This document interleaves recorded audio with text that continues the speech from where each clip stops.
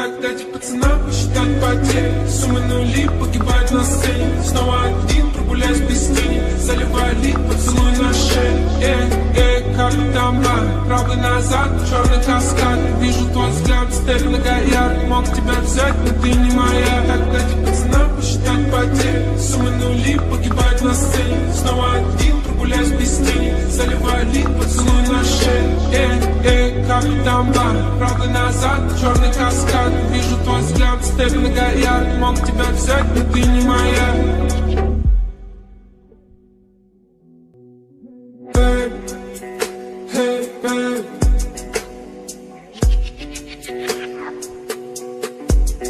Эти понты покупались в аду. Твои мозги затупились к утру.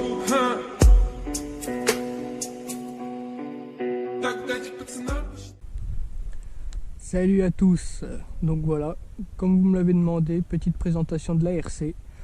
Donc on est sur une 206 RC de fin 2003, donc avec le moteur 2 litres 177 chevaux, le W10 J4S.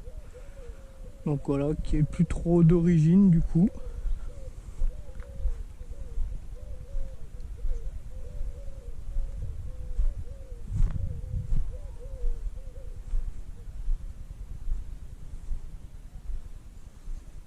On va commencer niveau moteur.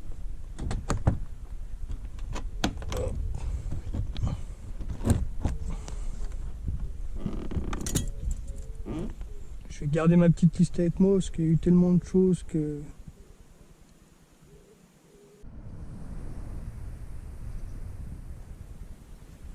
Donc niveau moteur, boîte air groupe A avec filtre green Peugeot Sport. Elle a les copes en face avant. Ensuite, papillon retravaillé, plénum retravaillé, entrée de culasse retravaillée, échappement ligne groupe N Red Spec en inox avec collecteur d'origine et des kata. Elle a le silencieux intermédiaire et silencieux final. Donc sur piste, on sort à 90 décibels. Ensuite, il y a le dégazage groupe A de la direction assistée. Les 3 supports moteurs Vibratechnique compétition.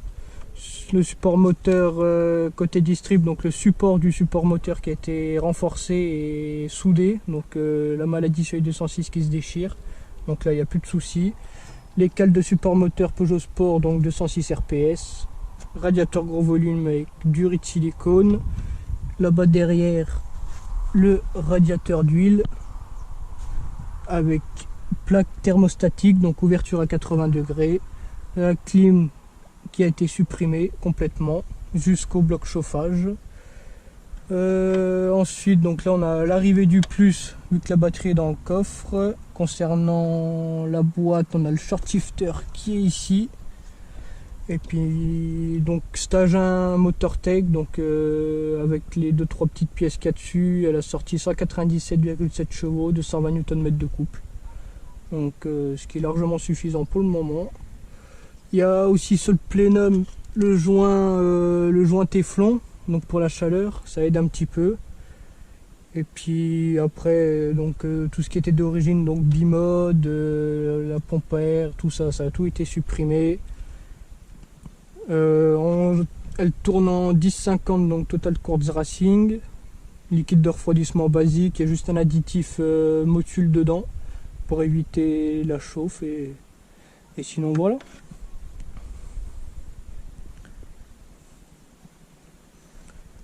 Ensuite le freinage, donc pareil, ce qui reste basique sur ces modèles là, étrier de 406 V6, plaquette carbone Lorraine RC6, disque de Xantia V6 en groupe N, durite aviation aux 4 coins, durite arrière en cuivre.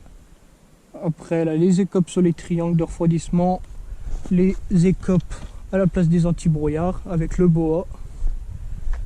À l'arrière c'est un peu plus léger, on est en Blue Stuff en plaquette et disque Brembo Max, donc Brembo pour l'arrière c'est suffisant. Et en liquide de frein, donc comme beaucoup RBF 600.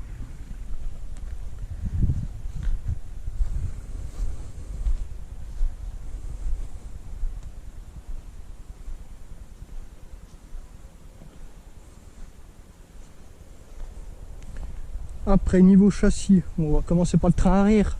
Je vais garder la liste sous les yeux parce que on s'en rappelle jamais.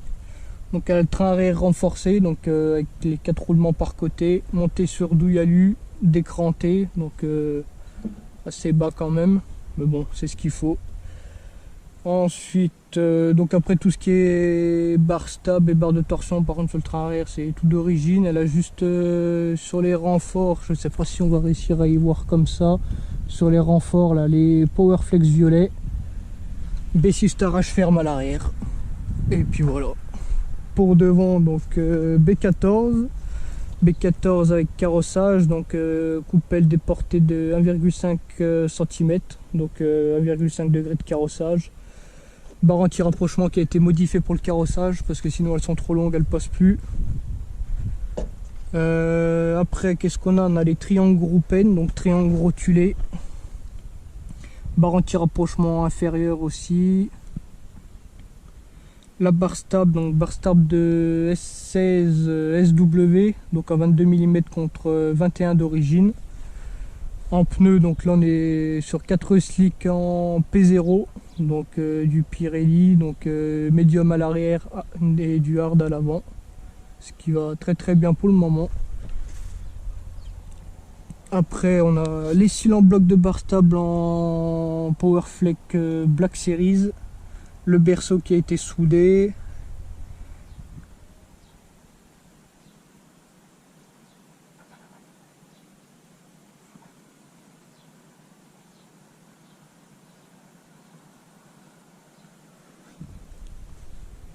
Donc le berceau qui a été soudé, le compartiment moteur qui a été soudé aux endroits un peu critiques.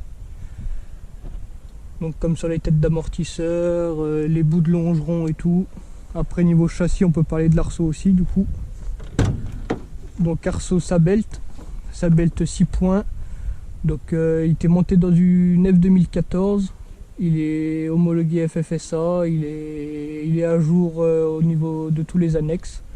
Donc ça pose pas de souci pour avoir un passeport.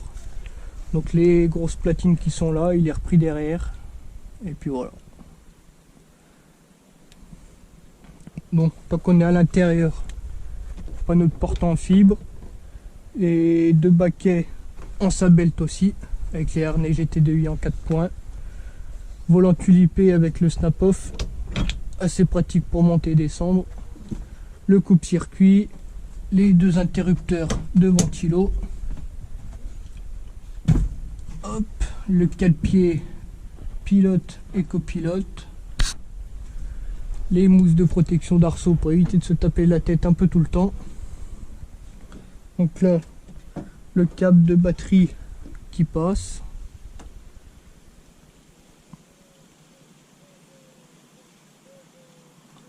On a, hop,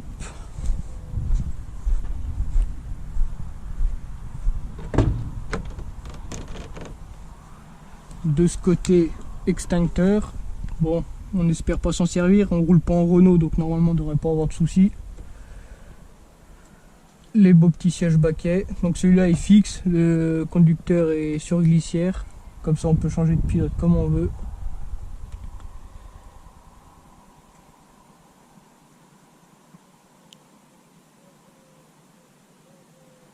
Donc après, toute vidée, il reste juste la console centrale pour éviter que ça fasse trop moche. Le faisceau complètement simplifié, donc faisceau d'airbag, faisceau ESP, faisceau des capteurs de luminosité, de tout l'éclairage intérieur, tout supprimé. Donc supprimé jusqu'au BSI, il n'y a plus de calculateur d'airbag, il n'y a plus les capteurs ESP sous les sièges, il n'y a plus rien du tout, le faisceau a été complètement supprimé. Donc pour ceux qui disent qu'on ne peut pas supprimer des bouts de faisceau sur les RC vu qu'elles sont multiplexées, la preuve que si, et elles démarrent toujours en plus.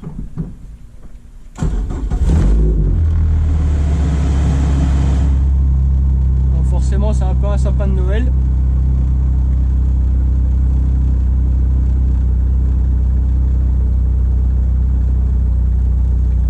Le mano de tension de batterie. Mano Wish bien sûr.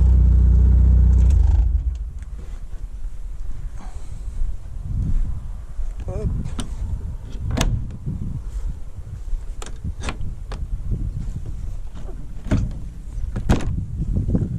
Donc la batterie qui est déportée dans le coffre, le bac à casque pour ranger les casques et l'arrière de l'arceau avec le petit autocollant Nürburgring et le petit Mickey qui nous accompagne à chaque sortie.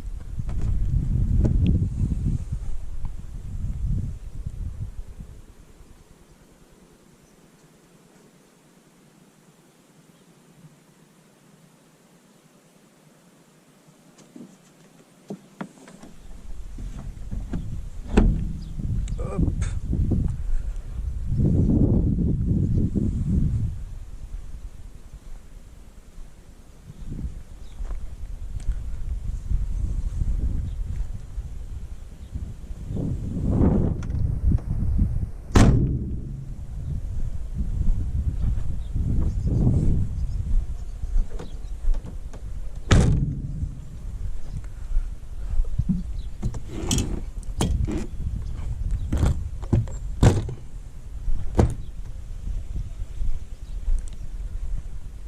Et pour finir, niveau carrosserie, il y en a beaucoup qui m'ont demandé pour les jantes aussi. Donc c'est des Braid en Winrace A.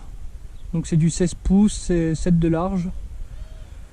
Empreinte conique, il y en a aussi qui me demandaient. Donc empreinte conique, donc pas de goujon origine. Ensuite niveau carrosserie, ça reste une RC avec deux pare-chocs de 206 GT, le kit déco de la 206 WRC.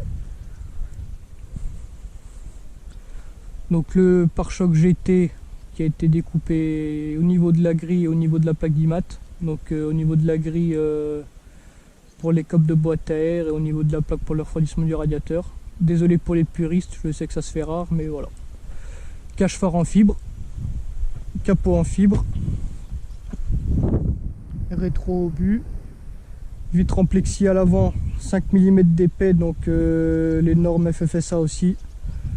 Vitre en plexi à l'arrière, 3 mm d'épais. La lunette arrière aussi, 3 mm d'épais. Haillons en fibre. Donc on a encore le pare-choc de GT à l'arrière. Les ailes arrière qui ont été légèrement élargies.